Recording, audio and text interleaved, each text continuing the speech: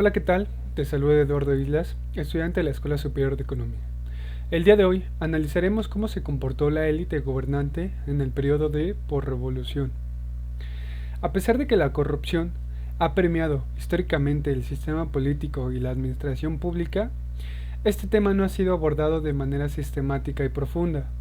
Sin embargo, la historiografía de la Revolución Mexicana ha arrojado un conocimiento parcial en tres vertientes.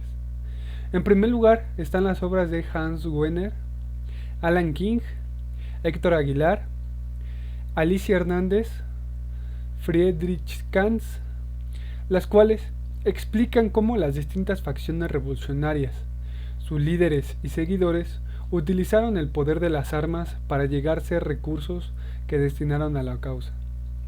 Pero, al mismo tiempo, formaron o concretaron su peculio personal por medio de saqueos, robos y extorsiones.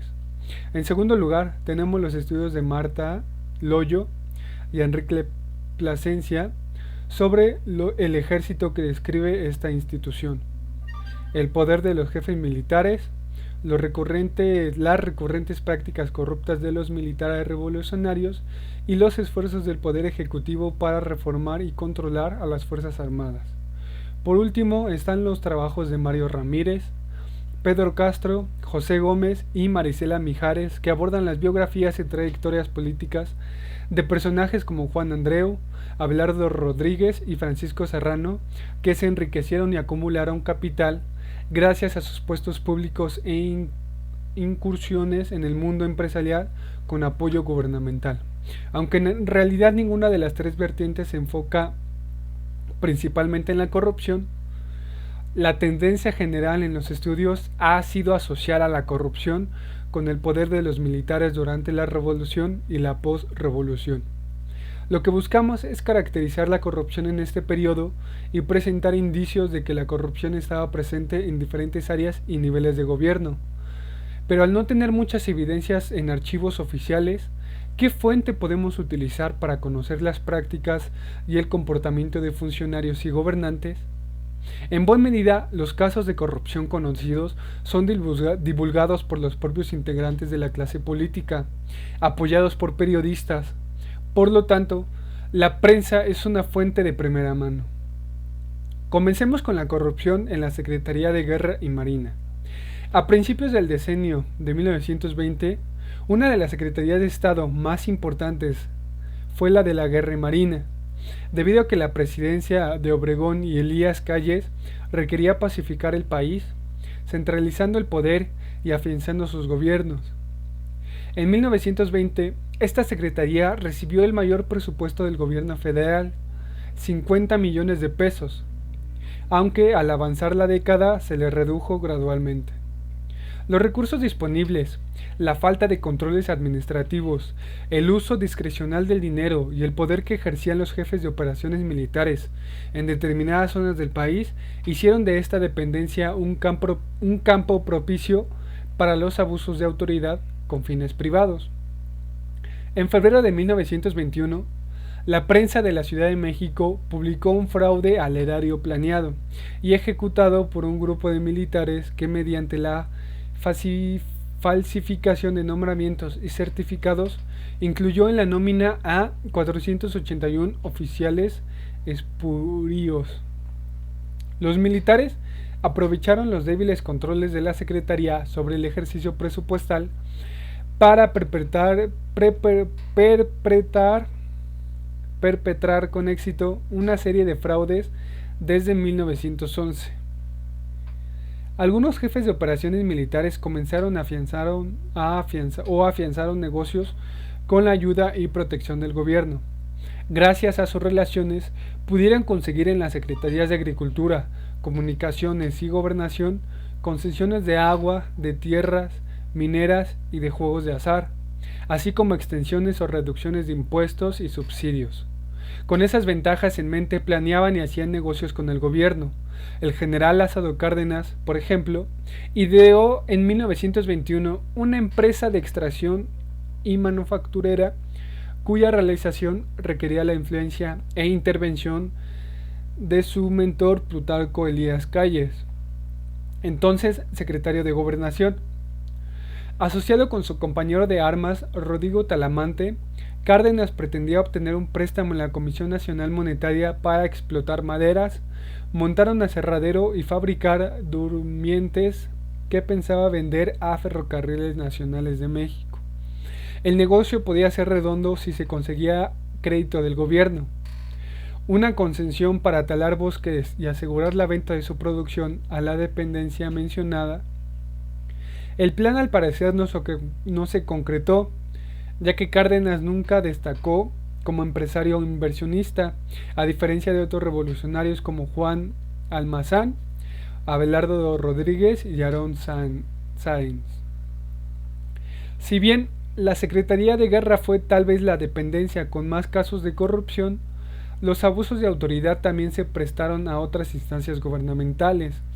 Hay indicios de que las prácticas corruptas fueron moneda corriente en el gobierno del Distrito Federal y en establecimientos fabriles y aposicionamientos militares. Esta última dependencia fue creada por el Venustiano Carranza en 1917 con el propósito de solucionar el desabasto de armas y artículos militares. Carranza buscaba también evitar la corrupción en la Secretaría de Guerra. Se suponía que con la creación de establecimientos habría un mayor control sobre los gastos y se eliminaría una parte importante de la fuente de malversación, principalmente por compras injustificadas de vestuario, equipo, armas y municiones destinadas a las jefaturas de operaciones militares. En la presencia de Elías Calles, Gasta quedó a cargo de los establecimientos, y hay evidencia de que la malversación continuó con él a mediados del decenio de Gasca, ya que a mediados del decenio de Gasca recibió un valioso anillo diamantado que una compañía estadounidense le envió como gratificación para asegurar contratos. Durante el gobierno de Celestino Gasca, el inspector de policía general Pedro Almada fue acusado de tener subordinados que robaban automóviles para luego venderlos, además de explotar sitios de juegos y verdules. Del inspector hacia abajo, la corrupción era generalizada. Había exacciones, tráfico de influencias, sobornos, extorsiones y cobros por proteger a delincuentes. También existían indicios de que los presidentes y sus colaboradores cercanos, tales como secretarios y jefes de Estado Mayor presidencial, también cometieron actos de corrupción. El historiador Enrique Plasencia explica que en el periodo postrevolucionario, el jefe del Estado Mayor del presidente tenía información sobre una diversidad de asuntos de orden político y económico. Este disponía de fondos de la presidencia e influía en la promoción y ascenso de oficiales. Dadas estas atribuciones, naturalmente podía incurrir en la malversación y tráfico de influencias, como lo hacían otros funcionarios.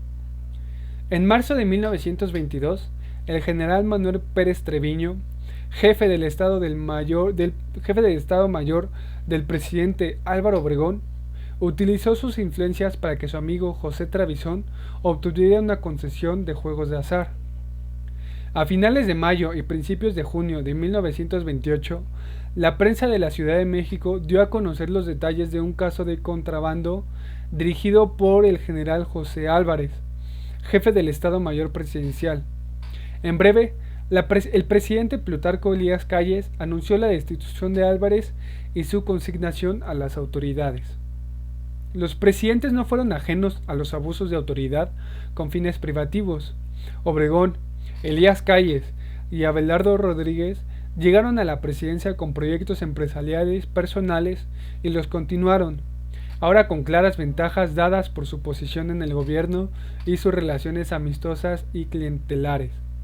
A mediados de la década, Obregón estaba a la cabeza de la oficina comercial de Álvaro Obregón, el Molino Harinero Regional del Mayo, el Banco Refaccionario de Occidente y Obregón y compañía. Para llevar a cabo la operación y expansión de esas empresas, acudió al presidente Plutarco Elías Calles en busca de ayuda financiera. El presidente Pascual Ortiz Rubio no se mantuvo al margen de la corrupción gubernamental durante su breve administración. Regresó a México a fines de 1928, después de casi 10 años de ausencia en los que sirvió como diplomático en Alemania y Brasil. Como candidato de Partido Nacional Revolucionario y jefe del Poder Ejecutivo, intentó reintegrarse a la familia revolucionaria, pero no lo logró, sino que formó una red de colaboraciones para afianzarse en la política. Ni fue capaz de concretar arreglos extraoficiales que le retribuían beneficios pecuniarios. Aun cuando la presidencia de Abelardo Rodríguez, sucesor de Ortiz Rubio, que duró solo 2 años, este tiempo fue bien utilizado para el general para embonar sus intereses personales con las políticas públicas y redondear sus negocios. Los presidentes Álvaro Obregón y Plutarco Elías Calles tomaron diversas medidas contra la corrupción en sus respectivos gobiernos. A finales de 1921, Obregón exhortó a los periodistas independientes de la Ciudad de México a colaborar en la tarea de fortalecer la moralidad de los funcionarios. El presidente creía que la prensa podía jugar un papel central en el buen desempeño administrativo si denunciaba ante la opinión pública a los servidores públicos corruptos, ya que confiaba en que esta acción sería útil para corregir los abusos de autoridad. Pues según él, ningún funcionario querría ser públicamente señalado como inmoral o irresponsable. También intentó al principio de su administración limitar la corrupción que campeaba en la policía del Distrito Federal. Los continuos anuncios obligaron al presidente a intervenir y despedir a todo el personal de la llamada policía reversada.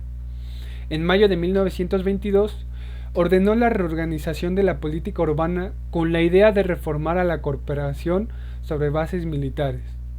En la relación con las medidas contra la corrupción, Plutarco Elías Calles manifestó públicamente la urgencia de reformar el ejército y acabar con los fraudes en la Secretaría de Guerra.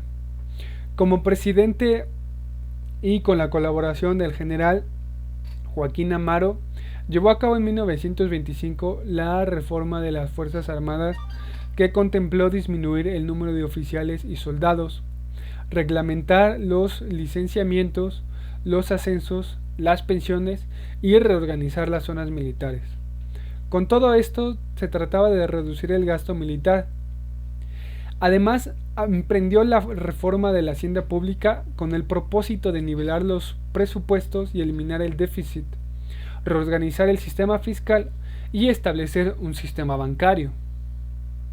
La corrupción en la policía del Distrito Federal indujo a Obregón a tomar medidas drásticas en 1922, pero intervino a favor del general Pedro Almada cuando intentó destituirlo Celestino Gasca, gobernador del Distrito Federal.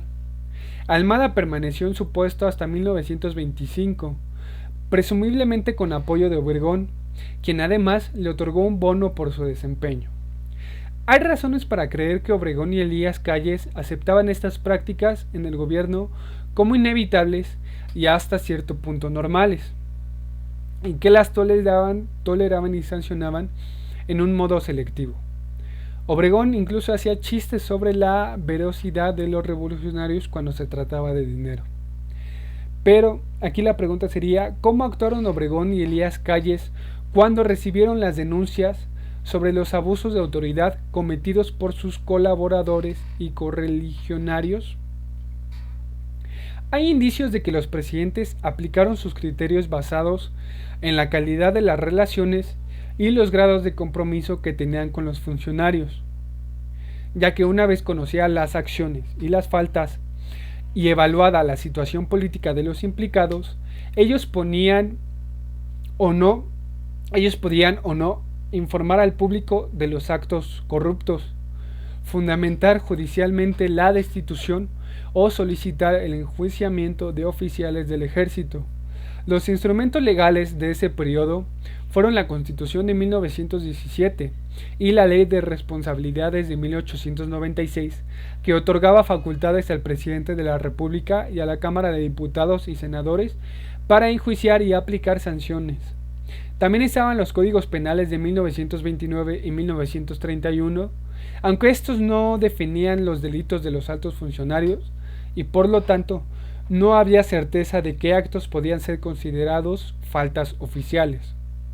Los indicios reunidos expuestos permiten observar que inspectores de policía, jefes de operaciones militares, diputados, jefes de Estado Mayor Presidencial, secretarios de Estado, gobernadores presidenciales y presidentes incurrieron en actos de corrupción durante el periodo estudiado.